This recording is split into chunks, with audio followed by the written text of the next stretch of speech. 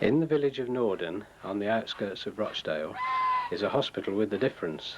All the patients are wild birds. The injured and sick birds brought here are treated and given round-the-clock care and attention. When sufficiently recovered, they are transferred to the outdoor aviaries to convalesce. Many are then released into the nature reserve, which has been established in the surrounding fields and woods.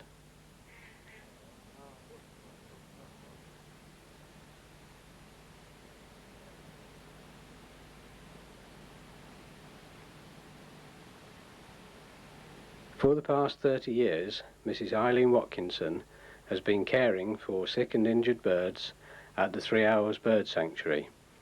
She explains how she became involved in this work. In 1962, I was very busy with a very ill husband and a business to run, and a little girl called Helen came to my back door with a sparrow. I told her to take it away, but she was not going to do that, however long she stayed. And in the end, I took it in and reared it. And 2 weeks later, she came again and brought another. "This is a friend for the first," she said. And at that moment in time, a bird sanctuary was hatched.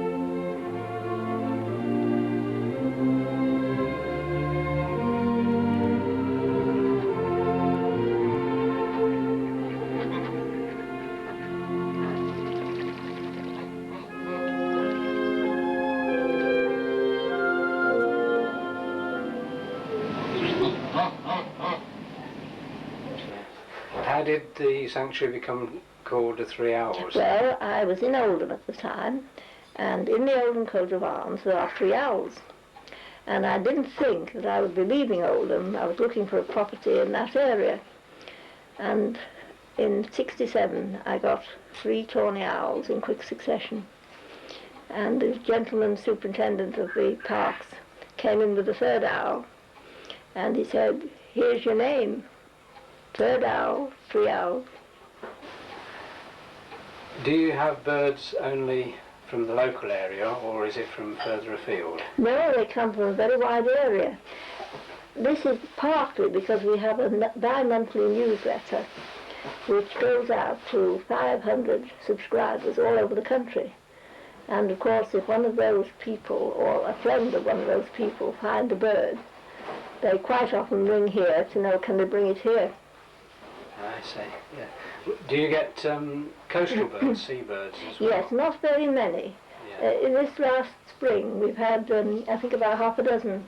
When people go on holiday or for a day out to the coast and they find something, they bring it back. I see. What would you say was one of the most difficult projects you've had to, or most difficult birds to raise?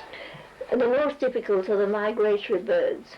That is the house martins, the swallows, the swifts, and of course occasionally when we get them, the cuckoo. Because if they can't migrate, and most of them when they come are not able to, you have difficulty keeping them over an English winter. Lately we've been working quite hard on this, because I have now got a swallow living in the sanctuary who has survived 3 winters here and is in full plumage and lovely condition, although he could only fly a very short distance. If we provided them with extra light, because that's what they'd have in the areas to which they go, they have done well. So whether that has cracked it, I'm not quite sure yet. I think it might have. How many of the birds that actually arrive do you manage to make better and release in the A lot wild? depends on what they are. The injuries are almost entirely wing injuries, and they sometimes get better, but more frequently the birds get better, but the wings don't, and they're all right walking around, as you've seen this morning when you've been looking out around the sanctuary, but they can't fly.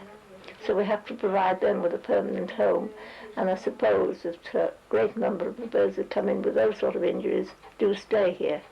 Then, of course, we get the very badly hurt ones that don't survive. Then we get the babies, which if they're well when they come, we hand rear and let go onto the reserve when they're able to fly and feed themselves.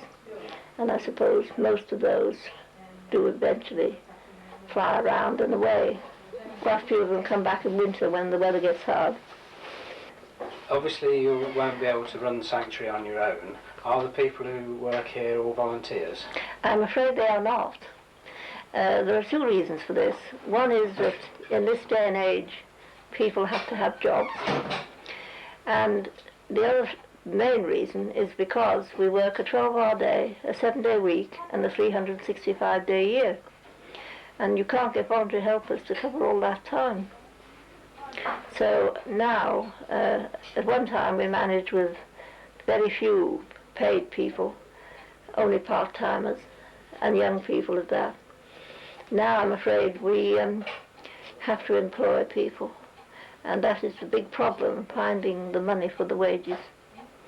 How do you raise the funds for supporting the We sanctuary? rely entirely on donations, grants from bodies who give money for the sort of work that we do and for conservation, because of course we have our reserve, and events of things that we sell things and have events of all kinds. We've got a balloon race coming up shortly. We had a mock auction last week, and it just goes on endlessly. The sanctuary is now a charitable trust, and we have bought the property. So I'm hoping that it will be able to continue long after I'm gone.